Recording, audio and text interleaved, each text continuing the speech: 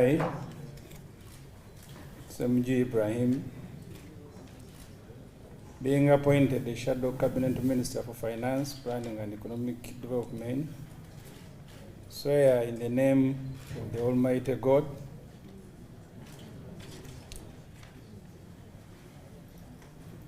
I beg your pardon. Solemnly affirm that I will at all times well and truly serve the Republic of Uganda in the capacity of a Shadow Cabinet Minister, and that I will support and uphold the Constitution of the Republic of Uganda as by law established, and that I will, to the best of my judgment at all times when required, freely give my counsel and advice to the leader of the opposition and his or her successors in office as by law established for the good management of the public affairs of the office of the leader of opposition, and that I will not directly or indirectly reveal any matter as shall come to my knowledge in the discharge of my duties and committed to my secrecy. So help me God. You're using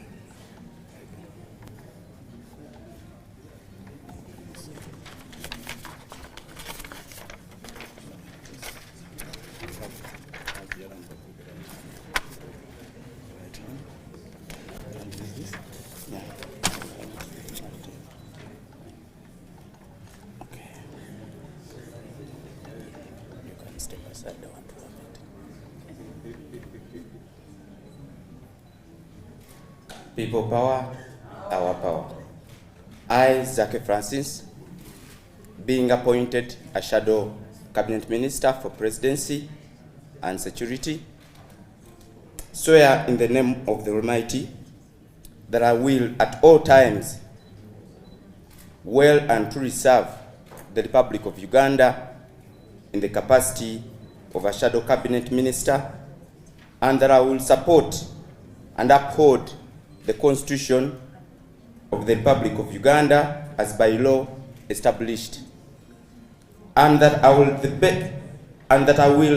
the best of my judgment and at all times when required, freely give my counsel and advice to the leader of the opposition and his or her successor in the office as by law established for the good management of the public affairs of the office of the leader of opposition, and that I will not directly or indirectly reveal any matter as shall come to my knowledge in the discharge of my duties and committed to my secrecy. So help me God. Congratulations, Honorable Zzake.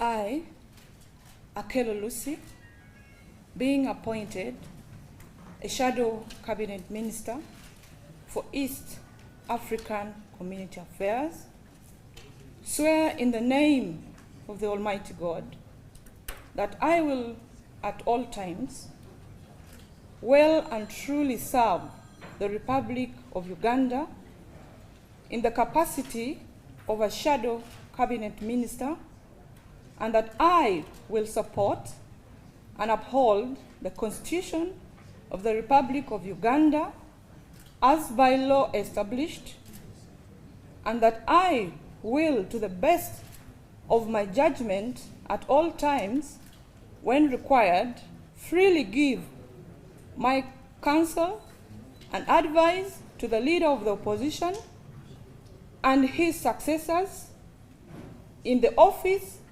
as by law established for the good management of the public affairs of the office of the leader of the opposition, and that I will not directly or indirectly reveal any matter as shall come to my knowledge in the discharge of my duties and committed to my secrecy.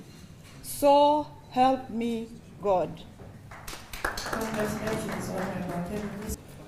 I, Batua Timothy Lusala, being appointed a Shadow Cabinet Minister for Health, swear in the name of the Almighty God that I will at all times well and truly serve the Republic of Uganda in the capacity of a Shadow Cabinet Minister, and that I will support and uphold the Constitution of the Republic of Uganda as by law established, and that I will, to the best of my judgment, at all times when required, freely give my counsel and advice to the leader of the opposition and his successors in office as by law established, for the good management of the public affairs of the office of the leader of the opposition, and that I will not directly or indirectly reveal any matter that shall come to my knowledge in the discharge of my duties and committed to my secrecy. So help me God.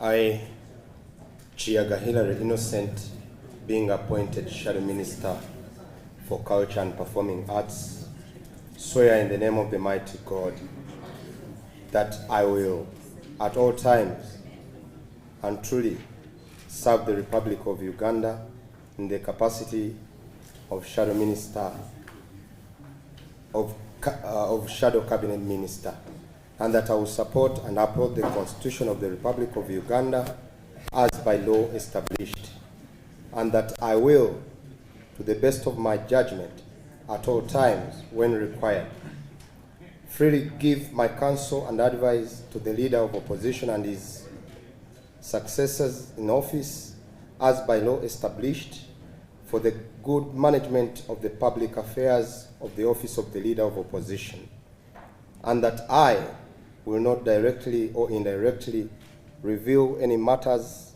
as shall come to my knowledge in the discharge of my duties and committed to my secrecy. So help me God.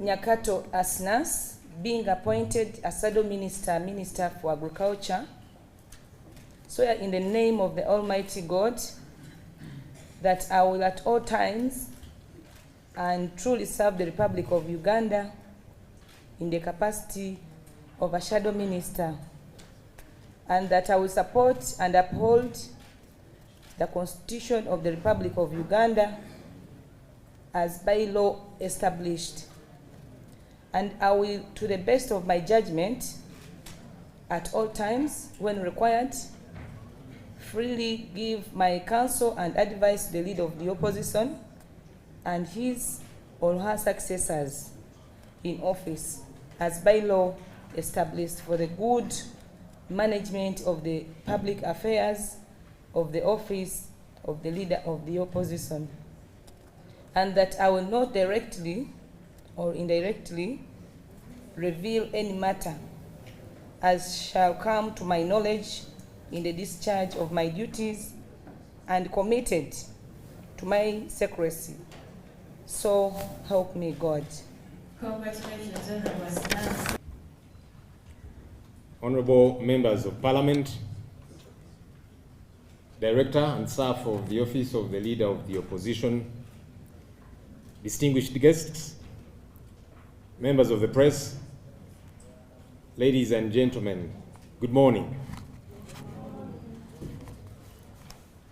I would like to firstly draw your attention to a pillar that is often regarded as the heartbeat of our nation, and that's the preamble of our Constitution, the Constitution of the Republic of Uganda. In these few lines, we find a profound reflection of our history and poignant expression of the desired state envisioned by the framers of our country's constitution. Jurists across the world concur that if any provision can be called the pollster of the Constitution, then it is the Preamble. The Preamble sets the pace for not only the rule of law, but also the development agenda of our country. The Preamble begins with the words, "We, the people of Uganda," recording our history, which has been characterized by political and constitutional instability. These opening words immediately acknowledge the historical context from which our nation emerged. They recognize the trials and tribulations of our past, marked by political and constitutional challenges that have shaped the very fabric of Uganda. As we reflect on our history, we understand that Uganda has experienced moments of turbulence and uncertainty. The framers of our constitution were acutely aware of the need to address and rectify the issues that have hindered the progress and stability of our nation. The Preamble serves as a testament to their commitment to learning from the past and forging a new path forward. The next segment of the Preamble declares, "Desiring to secure for ourselves and our posterity a stable and peaceful environment." These words articulate a clear vision for the future, a future characterized by stability and peace. This is a powerful statement of intent, reflecting the framers' aspiration to break free from the shackles and instability and create an environment where both the current and future generations can thrive. What lessons do we draw from these fundamental recitals, honorable colleagues? To me, the resilience of the people of Uganda stands as a testament to the enduring spirit in the face of adversity. For too long, our nation has grappled with heavy burdens of human rights abuses, political oppression, and economic mismanagement, perpetuated by authoritarian leadership. These afflictions have cast a shadow of uncertainty over the future of our beloved country, inflicting untold suffering upon the citizens. Shamelessly, these atrocities have continued resurging over time and regimes to date. As the opposition in Parliament, we emerge as beacons of change, steadfast in our commitment to chart a new course for our country, Uganda. Our mission is clear: to champion transparency and accountability through the invocation of parliamentary and constitutional mechanisms, holding the government accountable for its actions and inactions. It is imperative that we usher in a paradigm shift in our policy framework, setting the stage for progress and prosperity. Over the next 2.5 years, our agenda is a resolute one: to combat the pervasive forces of corruption, to draw attention to the shortcomings in service delivery, and to advocate for the sanctity of the rule of law and respect for human rights. Let me re-say that. Over the next 2.5 years, our agenda is a resolute one: to combat the pervasive forces of corruption. Number 2, to draw attention to the shortcomings in service delivery and to advocate for the sanctity of the rule of law and respect for human rights. Honorable colleagues, we lose over 10 trillion shillings annually to corruption. According to the Ministry of Health, the cost of constructing and equipping a health center is about 13 billion shillings. Now, these 10 trillion shillings can construct and equip 769 health centers annually. But sadly, all of this is stolen by thieves in our country. Those who are educated, they speak good English, they dress smartly, and appear to have the country at heart. Yet the reality is that they are thieves. You know, nowadays there's words that people use for corruption: misappropriation, squandering resources, things like misallocation, words that don't bring out the real element of what this is. These people are thieves. And it's important to call them what they are. Service delivery in our country has continued to plunge, with the citizenry not reaping the benefits of their tax money. From healthcare to education to other sectors of the economy, there's a paucity of service delivery. Health workers are poorly remunerated. No wonder they seek employment elsewhere. When Ugandans travel across the world for treatment, some of the doctors they meet in Kenya, in South Africa, in the UK, are actually Ugandan doctors. They have run away from here because we don't value them. Teachers are complaining about their salary disparities. The science teacher today earns about 4 million shillings, an arts teacher about 1 million shillings. They do the same work, sit in the same staff room, and we think it's okay. It's not okay. If we are serious about bolstering sciences, build laboratories. It doesn't make sense for you to segregatively pay science teachers a particular amount of money, but they are not equipped with what to use, with the tools. Test tubes, burettes, and all this other equipment, some of them for the first time in their final examination room. But we are making a lot of noise about sciences. We need to put our money where our mouth is. Men and women in uniform live in deplorable conditions in addition to poor pay. Colleagues, the lowest ranking police officer earns about 395,000 shillings. When you go to the army, just about the same amount, 400,000 shillings. It is also similar for prisons officers. How? How do you expect them to take care of the families, take them to school, and serve the nation at the same time? When you go where they live, you shudder. Even refugees live better. And somehow, we imagine it's not a big deal. It is a big deal. It's even more problematic for folks in police who have got to mandatorily save with a circle called the Exodus Circle. They save by force. But when the time reaches for them to access their money, it is complicated. And yet they cannot speak out because disciplinary action would be taken against them. Honorable colleagues, these and other Ugandans deserve better. Let's unequivocally amplify their plight.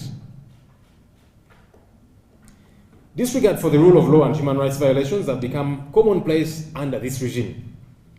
From missing persons like John Bosco Chibalama and several others like him, to those unfairly detained for lengthy durations, like Olivia Lutaya and others like her, to torture victims, all of whose only crime, colleagues, is that they don't support the current establishment. As representatives of the people, we should and we shall be their voice on these matters. They are counting on us, honorable colleagues. They are counting on you and me to be their voice. Let us not let them down. We stand in solidarity with the Ugandan citizenry voicing their grievances, including the scourge of illegal land evictions and the unlawful occupation of land.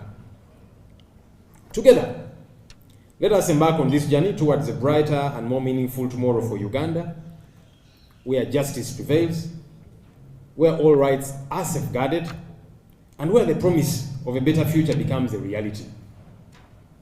United in purpose, we shall overcome the challenges that lie ahead, forging a path towards a nation where the aspirations of its people are realized and celebrated. Colleagues, we have taken oath. Firstly, we took oath of office as members of parliament, and now, as shadow cabinet ministers, we have taken oath. I appeal to us by the mercies of God. Let's adhere to this oath, because we have the oath we have taken is not just us paying allegiance to the Constitution of Uganda, but to the people of Uganda, who expect us to be their voice regarding the issues that are of concern to them. Let's remain steadfast. May they see themselves in us as leaders, in what we do, in what we say, in how we operate. may they not see us as part of the problem. May they see us as part of the solution. As leaders who care about them, leaders who are concerned about the quandaries that they grapple with on a daily basis. May we be their voice, that unequivocal voice. And by the way, colleagues, as we do this, we'll face numerous challenges. Numerous challenges. But they are not insurmountable. And as we keep doing what we ought to do, we will keep triumphing over the odds that are against us. And there are many ahead of us. You know, some have already started. And in some cases, it's even in a petty form. The other day, we went for an oversight tour of the roads in Kampala, roads that are in such bad shape. Kampala generates 60% of this country's revenue. But just look at the mess in which it is. The roads are in a shambolic state. When we talk about these things, some people say we are politicking. So we said, no, we now need to go on ground and show the country what we are talking about. That is not politics, it is reality. That's why we went. And all the processes had been cleared and so on. No sooner had we gotten to the field than the parliamentary cars were withdrawn, the costers. Can you imagine how petty we can become?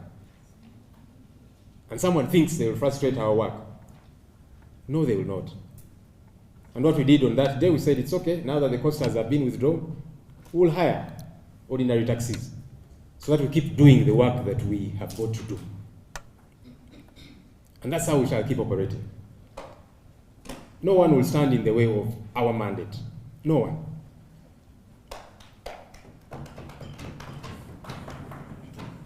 So, we might meet many more of such challenges because in keeping the government in check, we will do it, number one, in Parliament, on the floor of the House, and we shall be the voice of our people. And we shall speak all the English we have got to speak. Yes, we shall. But every so often we shall take Parliament to the people. We shall go out there and keep the government in check. So we'll do it both ways. On the floor of Parliament, we shall keep them in check. But we are going to continuously go out there to the field to keep them in check there. And so we are coming. We are putting everyone on notice. Everyone that thinks they will frustrate our work, you have been put on notice. We are coming. Tujja. Because that's our duty. That's our mandate. Next week we are going to Laba Hospital. We want to see what's there. Billions of shillings have been pumped into that place. And we don't know what's going on there.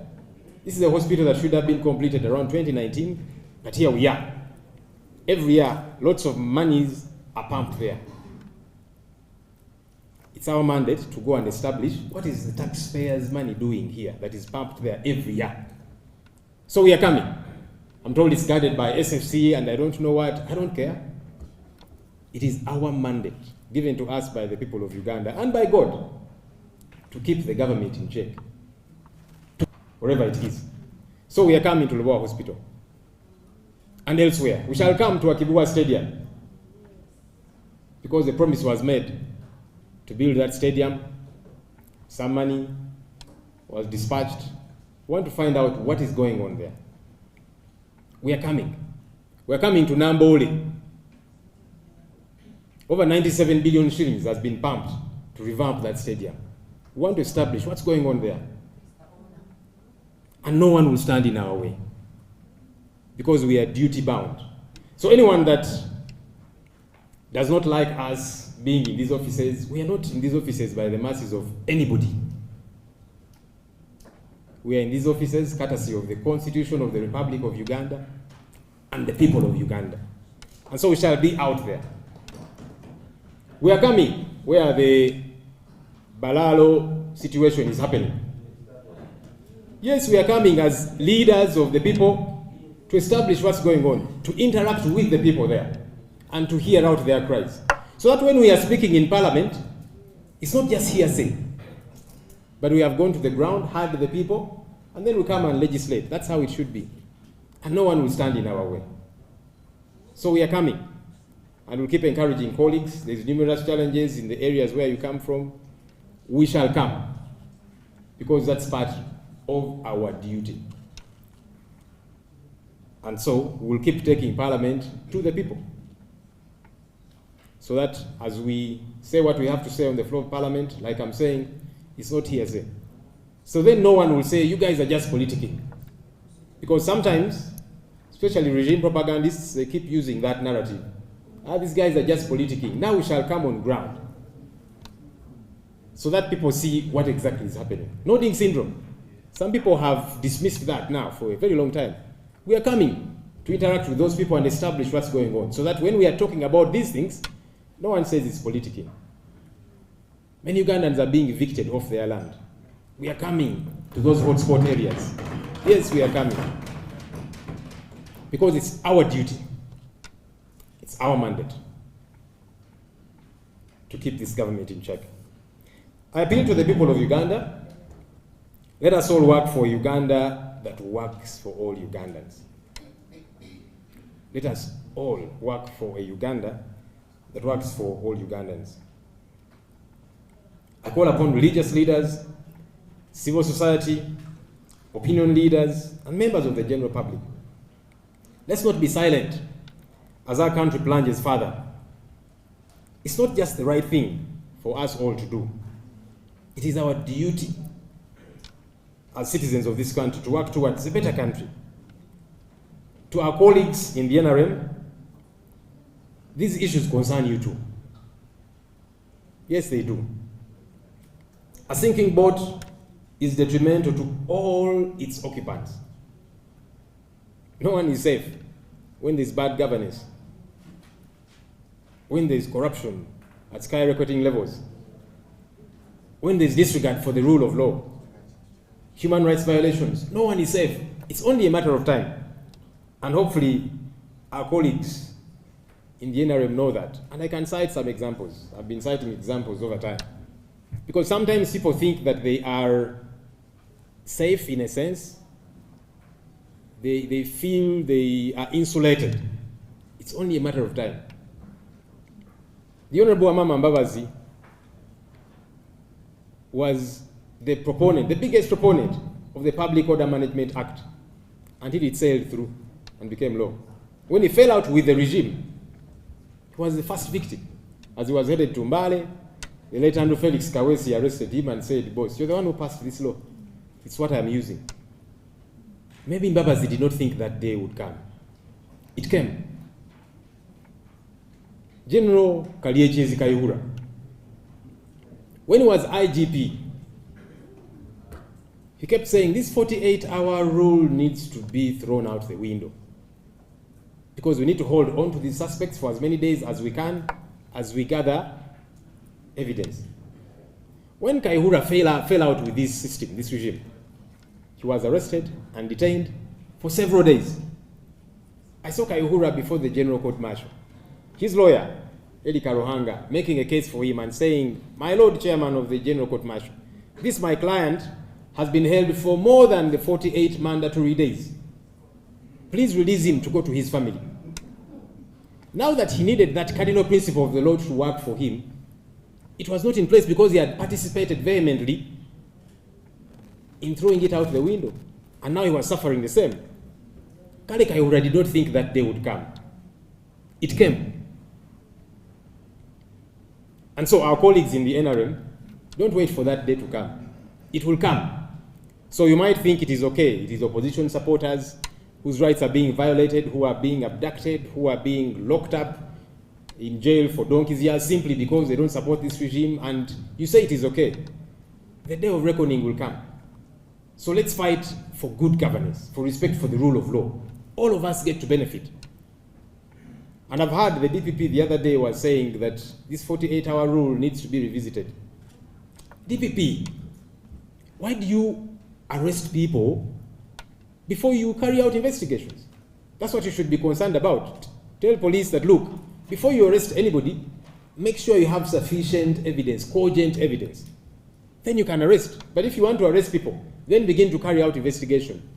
When you go to, by the way, many police posts in this country, I've been locked up in a couple of them. At CPS, there's a dungeon down there. I was locked up there for some time. You find people that have been there for months. Chira Road Police have been held there as well. Kasangati spent some days there as well. And several others.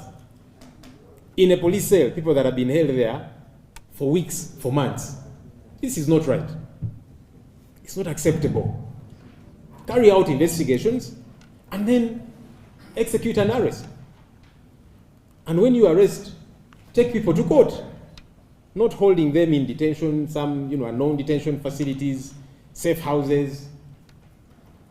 And even when you eventually take them to court, our plea to the courts of law, can you dispense justice? If the state is saying they are still gathering evidence, 3 to 4 years down the road, you're still gathering evidence. It does not exist. So we are calling on the judiciary. You're meant to dispense justice. Do not be accomplices of injustice. Give people bail as the state continues to gather evidence, if it does exist. Even better, drop the charges, dismiss the charges, because 3 to 4 years down the road, surely. And like I'm saying, this can happen to anybody. I've also heard there's been a lot of talk that for certain offenses, bail should be scrapped. There's a cardinal principle of our Constitution, Article 28(3)(a). Any suspect is innocent until proved guilty or until they have conceded to that guilt. So how do you say that for particular offenses, this one, no, don't grant them bail because this is a serious offense? Because then you are adjudging them guilty before the courts of law do that. So again, we call on our colleagues in the NRM. This is not just for us in the opposition. Of course, they do it to target us. They will trump up all manner of charges, terrorism, treachery, and all of these different things, so that they can hold us forever without bail. But even you in the NRM, you will fall out with the regime tomorrow, and it will happen to you. So let's be sober. Let's use our heads. Now, on that course, it's been a practice that has gained the normative status that we convene as the opposition to point the country to the priorities that we shall pursue. I appreciate my predecessors for setting a good pace. We commit that during our tenure, we shall continue using this platform to churn out our policy priorities and an alternative budget. In that vein, this year's theme will be building resilient communities, a human rights approach to resource allocation. It's important that we think about the people of Uganda as we allocate resources. That's important. And their rights. In a few weeks ahead, we shall unveil this, our alternative budget, and show Ugandans how our country's resources ought to be allocated from our perspective. And so this process has kicked off. Today we are pointing the country to areas that we want to lay emphasis on. And like I've said, 3 cardinal ones, among several others. We want to push back against corruption, expose it to the core, show Ugandans how much of their money is being stolen, from where and by who. We want to push back against poor service delivery. Ugandans pay taxes. They deserve services. And we'll push back against disregard for the rule of law and disrespect for human rights. Yes, we will. And like we are saying, we want to rally Ugandans to join this fight. Let's not think that this is a fight for just members of parliament. It's a fight for all of us. And as members of parliament, we commit to do our job. We commit to push back. We commit to raise our voices regarding these issues. But we are calling on religious leaders. We are calling on civil society organizations, cultural leaders, opinion leaders, all of us as the people of Uganda. Parliament alone is not going to change our country. It will not. We all saw what happened with Tojukwa in the previous parliament. Our MPs put up an incredible fight. They did all they could. But the state still had its way. Where were the rest of us Ugandans? So we want to encourage Ugandans, please don't just, cheer us on. Because we are few in number, we shall do everything we have got to do, and that's a pledge I want to make on behalf of my colleagues in Parliament. We'll do everything we can. But again, we are asking Ugandans out there, please join this fight. Parliament alone will not do it. It's a very structured place. Too structured. You've got 2-3 minutes to speak. How much do you say in those 2-3 minutes? Because we are too many. And again, to say what you have got to say, you've got to catch the eye of the speaker. How many are we for that to happen? So it's a very controlled, formal place. And we'll do what we have got to do, the formalities therein. But we are asking Ugandans for this country to change, for the true change we are pursuing to happen. All of us must collectively join this fight. The purpose of this 2-day meeting is to share views, peer review, and constructively contribute to the overall priorities and the alternative budget.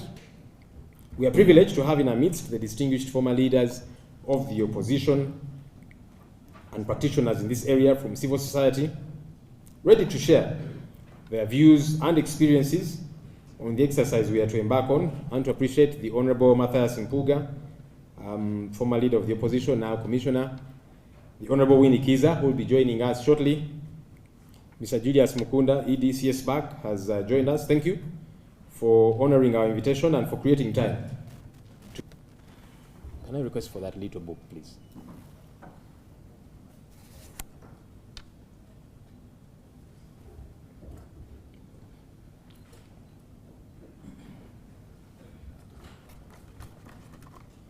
Colleagues, herein we have detailed the opposition priority areas, issues that we want to focus on, issues that we want to make a big deal about. And no one will silence us.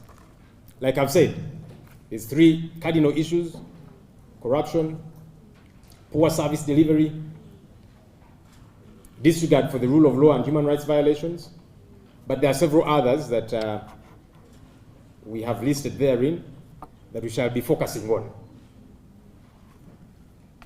Ladies and gentlemen, I now take the honor to launch the opposition priority areas 2024-2026, aimed at ensuring effective checks and balances, fostering accountability, and championing the diverse voices of our fellow citizens.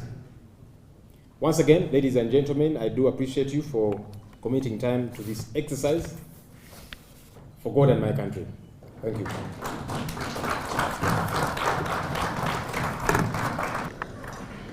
Right around of the opposition will jump through this presentation and with apologies, because I received the notification rather late and I had to pick through a few things I had from the records we shared before, that I can share with the audience the perspectives from the program-based approach. But in this room, I was excited to see Julius, like we referred to him from CESPA, because we have been at this together, and I saw him on the program as one of the presenters. Of the opposition, I would like to encourage you to always encourage the ministers to be available, because where you are not, they'll be called upon to speak in your name and in your aspirations as the team leader. So very important, as alternate spokespersons of the opposition, they have these issues on their fingertips because they are not difficult to pick.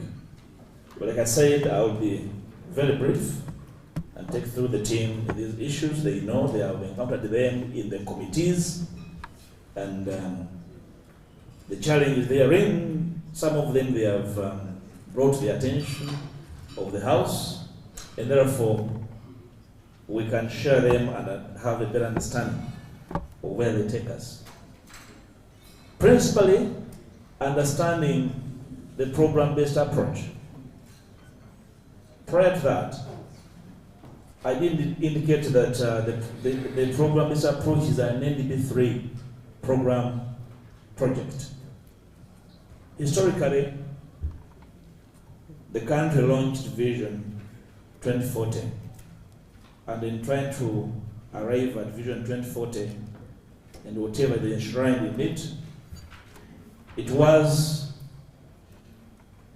broken down into programs. NDP to mean National Development Program. There was NDP 1, there was NDP 2, and now 3.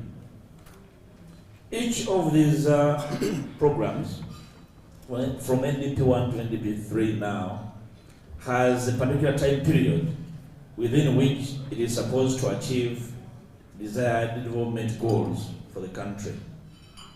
It is the preference of the NRM government, like they did, to undertake development programs. Ordinarily, such programs have a span of 5 years within which to be implemented and evaluated. And from the documents we have shared a priori, NDP 1 and 2 were supposed to provide the backbone or the foundation upon which other development programs will be anchored. And from what we shared, and going to share today, the essence of NDP 1 and 2 was essentially to provide a foundation upon which development for the next probably 30 years will be anchored. It had an element of developing infrastructure. It had a component of identifying major growth centers and growth poles. For every economy you'll find world over, they have what they call anchor sectors or growth poles. So across the 5-year period from NDP 1, we're supposed to identify key sectors for every region, for every district, key projects, develop infrastructure, train manpower that will serve in these key sectors, and then embark on implementation. So when NDP 3 was evolved, the essence was that it is going to feed into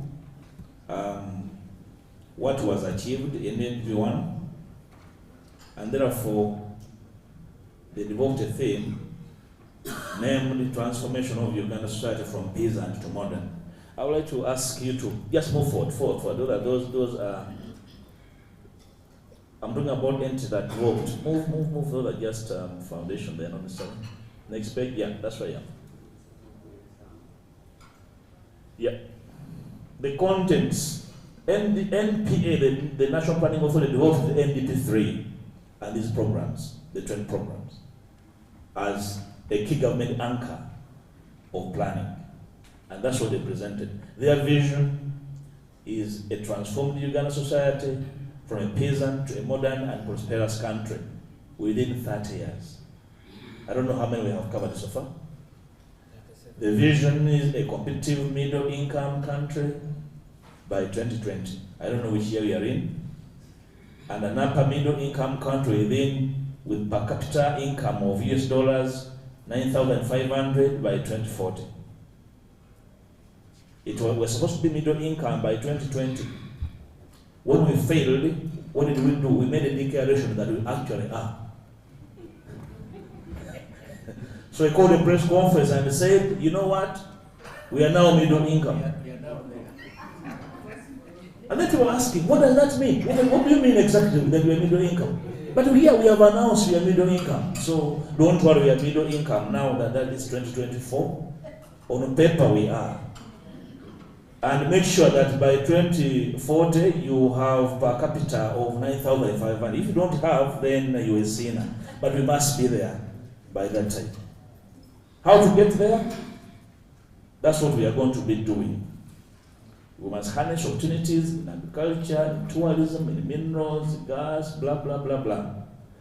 I'm going to currently present this while referring to the question you're answering. So if you're going to harness opportunities in agriculture, tourism, minerals, oil and gas, industrialization, knowledge and ICT, geographical position, and so on, question is, what is your growth pole? So what are you focusing on? You are focusing on everything and nothing. So if you look at the history of nations that have overcome poverty, they anchor their plan on a few major sectors. You cannot be on everything. You can't be everywhere. Probably some of you have gone to school of economics, have read the history of the Asian tigers. Countries like Singapore focused on human resource. Thailand, human resource. In Uganda, we own everything. We own oil and gas, we own industrialization, we own tourism, we own agriculture. We own now parish model. So we are moving. How to get there? Strengthening fundamentals, infrastructure, human capital, science and technology, engineering and innovations, security and defense. Remember, in NDP 1 and 2, we were supposed to have accomplished infrastructure and human capital. And 2 focused on micro level to create the foundation for development. We were doing roads, we were doing schools, we were investing in health, if we need and took that. Now we are there in NDP 3. And the purpose for 3 is to improve household income. That's why we have the parish model, I'm told. We're going to create regional balancing by creating growth corridors. The country has been divided into what they call growth corridors. And for each of those corridors, there are particular projects targeted. That's the essence. Then you have the parish model. Then you have to address the silo approach, using proprietary approach. The silo model is to preserve what the level of waste among farmers, so that value addition can be undertaken. I have that map from NPA that indicates the growth corridors. Right Honorable Locke, these documents will be circulated to the team so that each minister can understand the path of their particular ministries that government planned under this NDP 3 and the program-based approach. I want to go through that very fast that I can go on the programs. Move. A bit up. Why the program approach? All these are extracts from NPA because they are the incubators of this. They're the midwives of this program. Why they wanted this? They want to increase growth, better linkage of resources to results, increasing sequencing of programs, that the programs are disjointed, enhance synergies across sectors, increase coordination and harmonization. Because remember, we are moving away from sector-based approach to program-based approach. And the 20 programs were identified. Now, in Parliament 3 weeks ago, I heard the Regional Speaker instruct the chairperson for rules to study the confusion that members were reporting. That whereas government is running a program-based approach, the committees are discussing the sectors. You heard that? And then I don't know what the Honorable Abdul is going to do under the Rules Committee. For example, I know for a fact that why MPs are discussing sectors, because that's what the PFMA says. And we have not amended the PFMA. So government moved the program-based approach, but forgot to amend the key legislation, which is the Public Finance Management Act. So I'm waiting for the Rules report to see whether we have a law I have not read as far as budget and management of finances is concerned. So the confusion remains. Now we are there because we are moving away from sectors to programs. But I've interacted with so many ministers and technocrats. They equally do not understand this entire program-based thing. They don't know. They said, for us, we receive the money, we know where to put it. You can take out your program thing. I was interacting with Julius earlier to find out whether the program-based approach was given an evaluation framework. You see, one of the key anchors of any program is how that program is evaluated for performance. Ever since the program-based approach was started, there is no evaluation framework for it. So there's no basis to evaluate the performance. Whether it has worked or not is guesswork. Probably Julius will share with you his experience with them. But if you have a program that has no evaluation framework, then it's not a program. And I'm advised they haven't worked on it where you're just moving. In other words, you are driving a vehicle without destination. You're just driving somehow. When the fuel runs out, you stop. That's where we are, and that's how it's working. Proceed down. Down, down, down. I want to go to the programs. Yeah. Now the programs, the 20 programs, as you know them. The first one is agro-industrialization. And for this program, because of the high proportional growth rate, the bulk of our people are dependent on agriculture. So government is targeting the big percentage of our population that is in agriculture by undertaking agro-industrialization. And the approach is area-based community planning and market-focused value chain development. In your constituencies, you'll share with us what you see, whether the things are there, but that is the government approach in this area. And under this approach, agro-industrialization,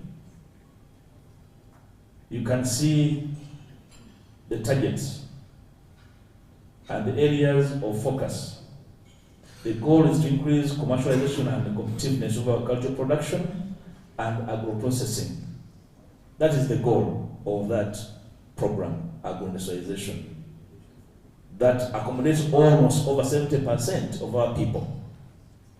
So in your sub-counties and districts, how many agro-based industries are evolving? Okay, in Petroleum, how many over the last 5 years have you seen emerging in your community? If they're not there, then you are a laggard in this area. Maybe you're a sinner, you cannot see them. So that is the target of government. Increase commercialization and competitiveness of agricultural production and agro-processing. We are handling the budget right now in the parliament. Do you see the budget, those who sit on the agricultural committee, do you see the budget of government focused on achieving that? So if you go to the budget, what do you see? Are those issues there? Now we are doing rationalization. See the priority crops, coffee, tea, fish, beef, dairy, maize, cotton, etc. Those are the targets. Tomorrow, we are rationalizing UCDA.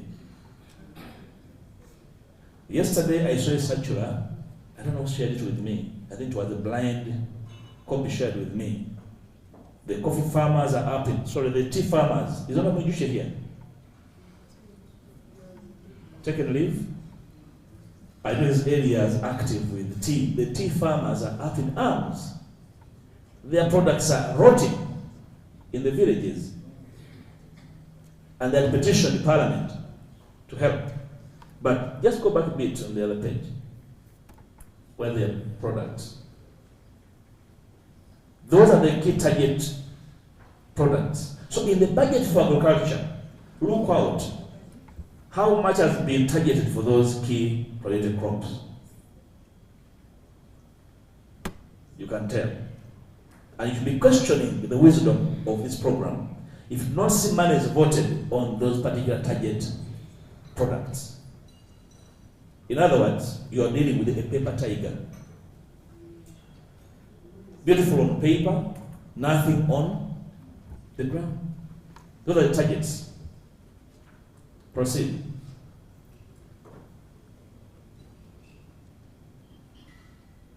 So the objectives are well listed there. We want to see an improved post-harvest handling and storage of products. So how many storage facilities are targeted in your area? In the agricultural budget, question whether there is money voted for storage facilities and cool rooms or cold rooms in your district. Look at that. We are targeting access to agricultural financing. Look at the budget. If you go to UDB, at what rate do farmers borrow?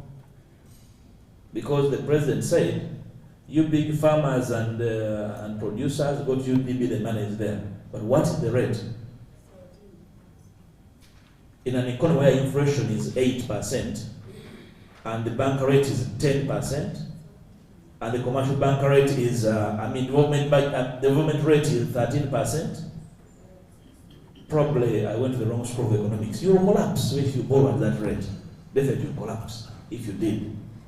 Try that. That's why no any person can borrow from Uganda to go farming. Unless you are bewitched or you have a problem. You cannot. You cannot. It's improbable. Proceed down. So the results targeted are there. We want to increase exports. We want to reduce the total value of imported cereals in this country. We want to increase agricultural sector growth by 3.8%. We want to increase labor productivity in the agro-industrial area value chain. We want to create more jobs. I told the colleagues some time back that for every government minister that appears for a budget, it's important for the opposition to ask them how many jobs are they going to create in a financial year. That's why I was shocked that for the last, I think, 4 years, government froze recruitment. But the economy is growing at an incremental rate. But they froze job creation. In other countries, if you can't create jobs, you are running a collapsed economy. One of the measures of growth is the number of jobs you have created per year. If you're not creating jobs, you collapsed. Because every year we span out over 1 million younger people out of college. So where are the jobs? So are these people projecting budgets that have jobs? Proceed. Sector 2 is mineral development. And we are addressing limited mineral exploitation and value addition so that we can reduce the use of rudimentary tools. Honorable Nsamba is well versed with how rudimentary. We visited the Kasanda Mineral District and we found their younger people dehumanized. We asked them, Mukolachi, what are you doing here? They said, you wake up and come here and somehow we don't know what will happen. So they are in a huge casino, in a Kasanda, gambling their lives away and not aware of what the future will bring.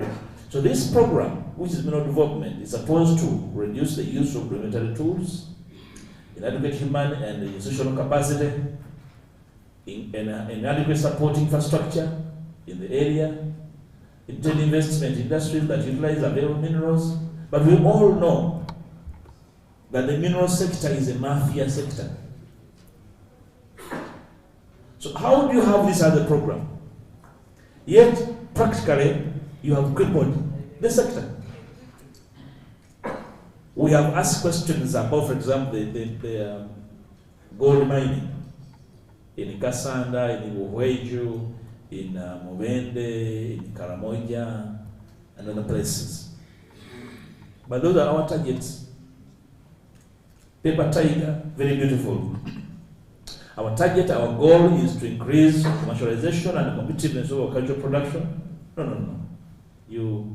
I think that was mixed up. commercialization of minerals, because they are not used as competitively, suppose substitute agriculture with mineral production and processing.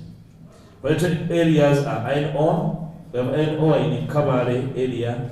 We visit those mineral mining areas sometime. Gold, copper, phosphates, and others. But we also here in Karamoja, do you have a colleague from Karamoja here? Truckfuls of marble are fed from Karamoja every day.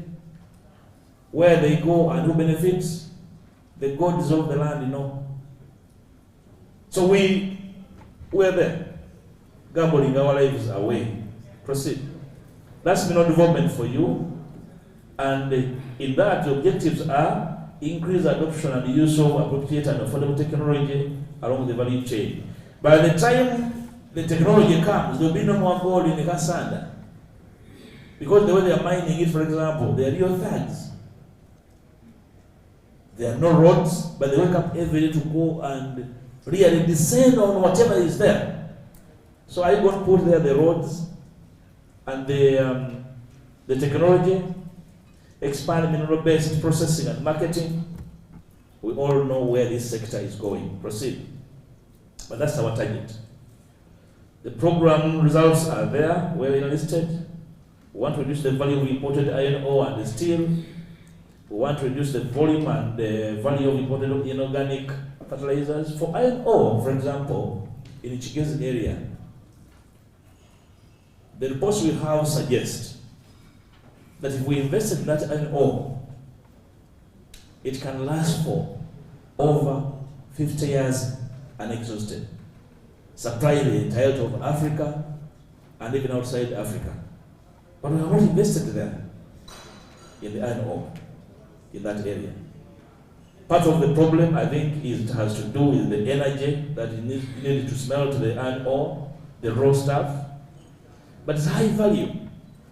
Our government, not this government, should target that. You don't have to go into Mioga, Wakina, Parish mode when you have that. You will transform entire communities with an investment in that area. The rest increase volume and the value of refined gold exports. We know who is exporting gold and not paying taxes. Increase copper, trade skilled manpower. Increase the value of investment in exploration. I'll tell you something. The Minister of Energy has cadastral maps that situate every mineral in this country. But they're holding on it like a nuclear button. You cannot go there and ask for it and they give it to you.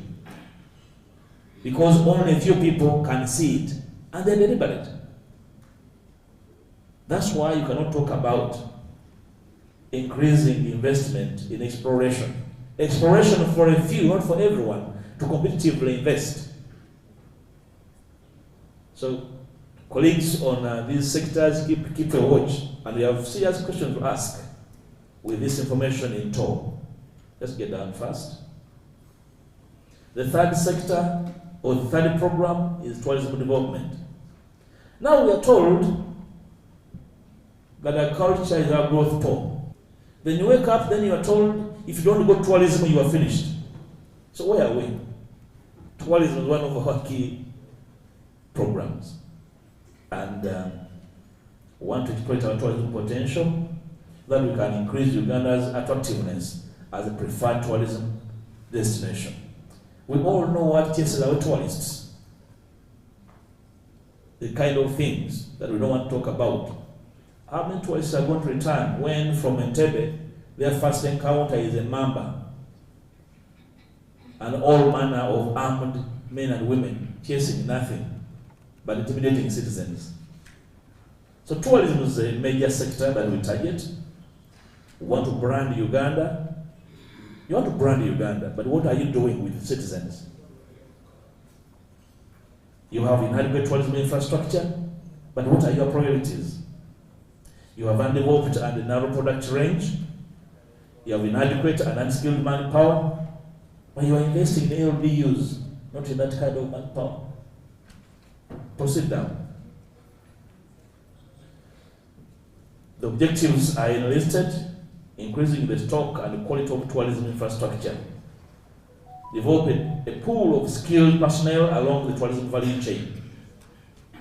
The target, of course, is marketing Uganda and increasing tourism attraction to Uganda.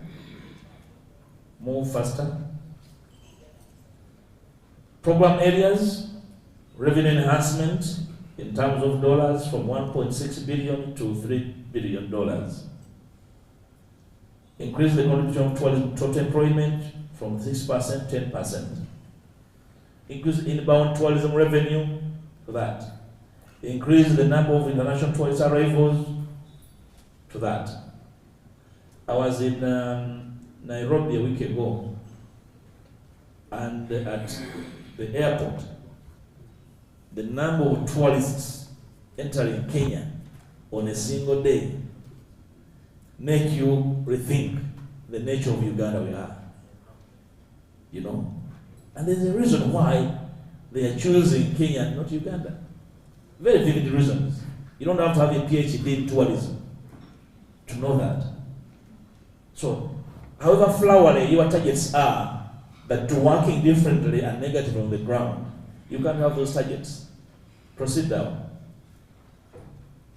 The fourth program is natural resources, climate change, environment, land, and water management. Our goal is to reduce environmental degradation, reduce effects of climate change, and improve utilization of natural resources for sustainable economic growth and livelihood. So when you read that whole sentence, you ask your question, what we believe in. Are we really targeting reducing environmental degradation? Start with the simple things. We have visited and checked on the Central Forest Reserve. It's depleted. Those of us across Rueda, we're increasing rice growing in Rueda. The other day, colleagues from Acholi were decrying the depletion of, what's the forest? Is it Zzake forest? Zzake forest. Yeah. All these are well known. So we are preaching water and then drinking wine. Question is, are these targets plausible? Are they achievable? Are they within attainable range in view of our practical actions? The question and answer is beyond you. Proceed. We target, or the objectives are, we want to increase forest cover, to plant more trees, to protect the wetlands, restore the bare hills and protect mountainous areas and rangelands, and effectively reduce climate change, vulnerability, and carbon footprint. We all know what's going on in our communities. If you give the Honorable Kaya an hour to speak about this, you'll know that we are bewitched and deluded as far as this is concerned. The program is good. The actions are different and various. So is this a kind of program you want to look at and say, it's a good program, it is doable in view of how we purpose our resources, or you work differently? Or if you want to protect natural resources, what would be your target? How do you repurpose the resources to achieve that goal? Move down. I want to move to 5 very fast. Move. 5 is human capital development. We are addressing low labor productivity, low human development, and fewer graduates due to weak foundation of human capital, lack of appropriate knowledge and skills, weak talent nurturing, high youth unemployment. Now, human capital development is one of our biggest problems. I talked to you about what the Asian Tigers did in investing their peoples. We are mimicking them, but we are doing it in a haphazard manner. You remember the debate in Parliament at the introduction of the new O-level curriculum and how we were dismissed as being obstructist and obstructive. Now we are faced with a crisis with our curriculum, because we are going to change the way human capital is trained, is deployed, and motivated. This must begin from the basics. Our goal is to improve labor productivity for increased competitiveness and better quality of life for all. That's slogan hearing. We are working differently. Probably we're not able to go and copy. When we copy programs, we don't copy the way they're implemented. But on paper, they look beautiful. You want to reduce high youth unemployment. What do? Do you invest in yoga if you want to reduce high level youth unemployment? Does that work? Do you invest in the parish model so that people go and they queue the money and they thank their leaders for a vote well taken? Want to reduce poor population health and safety? The question of the day for those who are in these areas, these sectors, go and demand for a human resource plan for the country. Do we have one? Does Uganda have an HR plan and target? If you filter this. So how many doctors, specialized and general, do you want to train over the next 5 years? The debate last year in Parliament was failure of interns to be placed. And the country only needed a few billions to place them. So do you have an HR target of engineers, of teachers, of all manner of skills, so that we plan for it and then put their resources to have them? That's what the Gen Tigers did. They had a strict HR target and voted the monies to achieving it over a period of time targeted. That's our plan. That's our goal. Question what we are doing, where you meet in the sectoral meetings. Proceed. To produce appropriate, knowledgeable, skilled, and ethical labor force with strong emphasis on science and technology. Whether we're doing that, heavens can tell. Proceed down. One of the things we have seen up, just a bit, is promote to improve population health, safety, and management. You cannot claim to be improving population health. People, health committee, go and question if that is part of your target in human capital development. How many health workers are targeted for recruitment this financial year?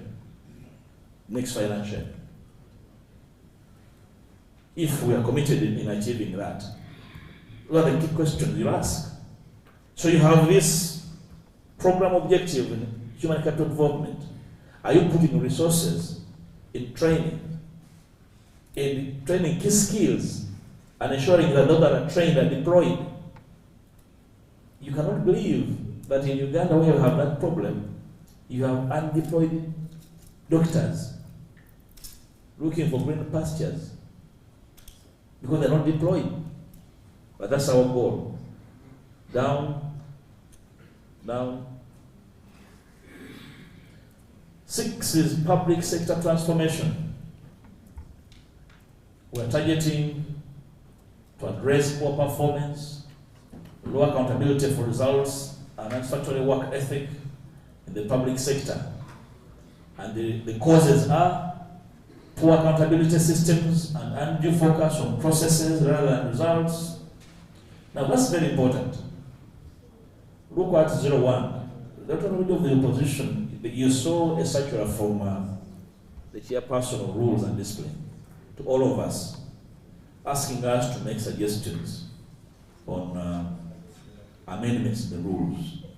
If you look at the issue of poor accountability systems and undue focus on processes rather than results, we have an issue there as the opposition because we had accountability committees. I will come and suggest to you that we go and cause an amendment to introduce another committee of value for money. Those of you who have been on these committees of accountability know the problem. Over the span of the year, we can only follow accountability, but nobody follows value for money. And accountability is one thing on paper. The Auditor General approves, yes, money was received, money was well spent, tick. That's it. Nobody has gone to check what was that money utilized for. Is there on the ground? Look, we need a multi-purpose committee, but targeting value for money. A lot of the noise about abuse of funds because we don't follow. Somebody picks $1 billion shillings and he puts up a 2-room toilet, and then is given a clean bill of health by the Auditor General. So on paper, they don't have any questions. The opinion by the Auditor General is a clean bill of health, unqualified. So say, okay, the audits are okay. So there's some work for us there as part of public sector transformation. So in a nutshell, the programs look good and smart, but we're talking about their plausibility in delivering a sound system that works for everyone. Move down. Now, if you look at the program objectives, streamline government structures and institutions for efficient and effective service delivery. Now, the ongoing rationalization is anchored on that belief that government structure needs to be streamlined. And we are seeing so many entities being aligned to be taken back to their mother ministries. The big question is, are the ministries themselves functional? Give an example. We are taking back NFA to the Ministry of Water and Environment. But the report from the ministry, is the ministry functional? We were in a meeting yesterday in the Committee of Finance, and the member asked whether if you take 2 dead bodies in the mortuary, they resurrect. So you're taking you are taking a dead agency to a dead ministry. So what is the expectation? A stench of 2 dead bodies. So you have these beautiful paper tigers that will yield nothing. So we want to deepen decentralization and citizen participation in local development. Then you think about the famous Narima motion. So how do you deepen decentralization when contracts are issued by State House on that famous blue paper? And you're saying you want to deepen decentralization?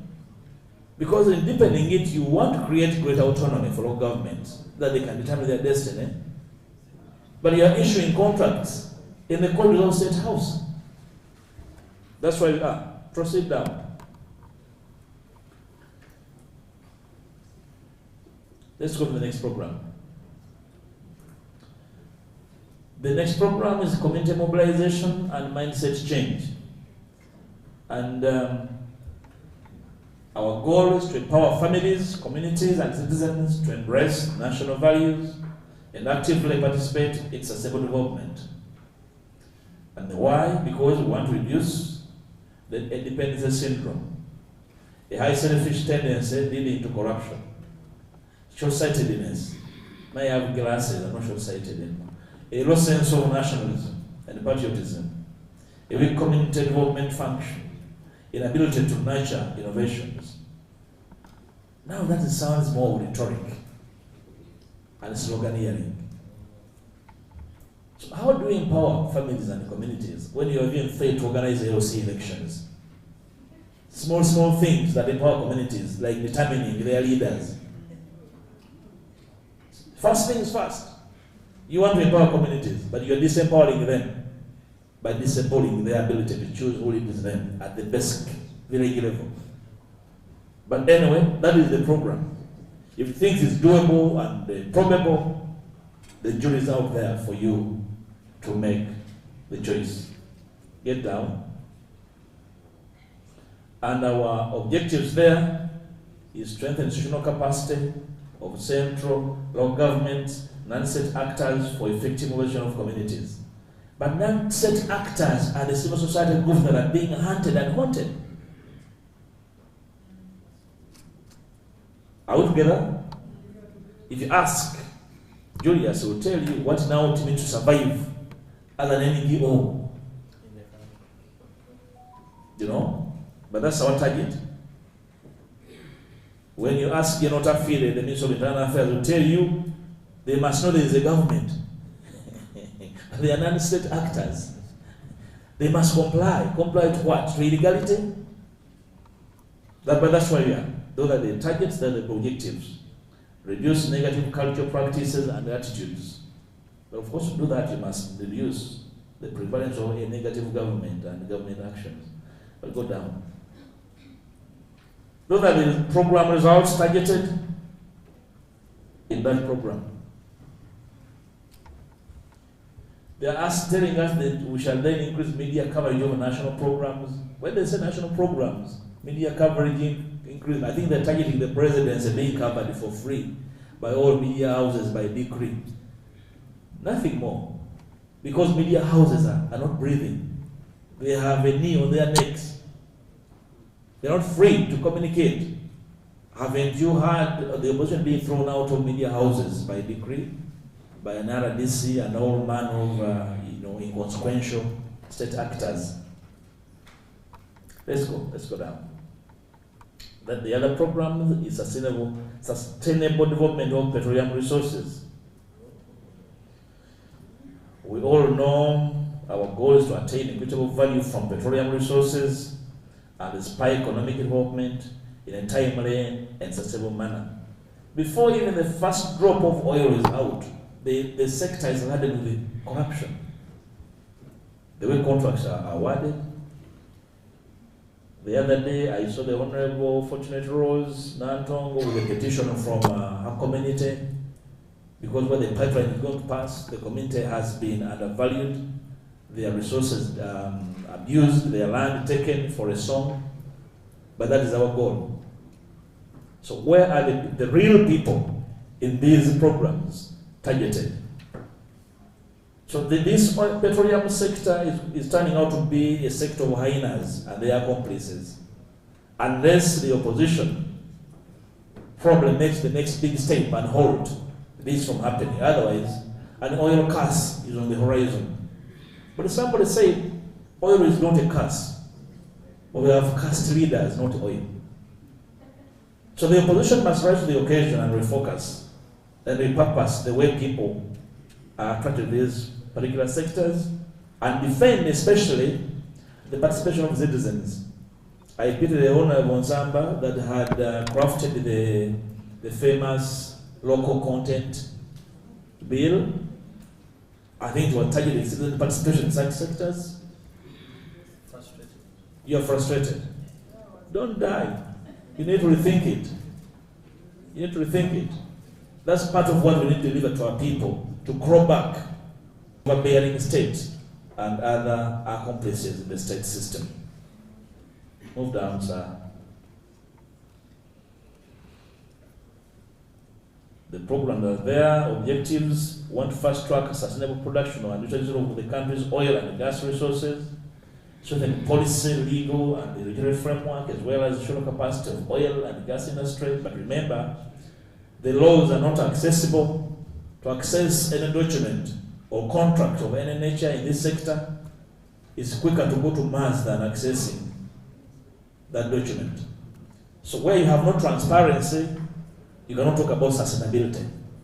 Sustainability is an outcome of a transparency system. The oil will be depleted, but the outcomes of the oil production will not be sustainable. Down. Down.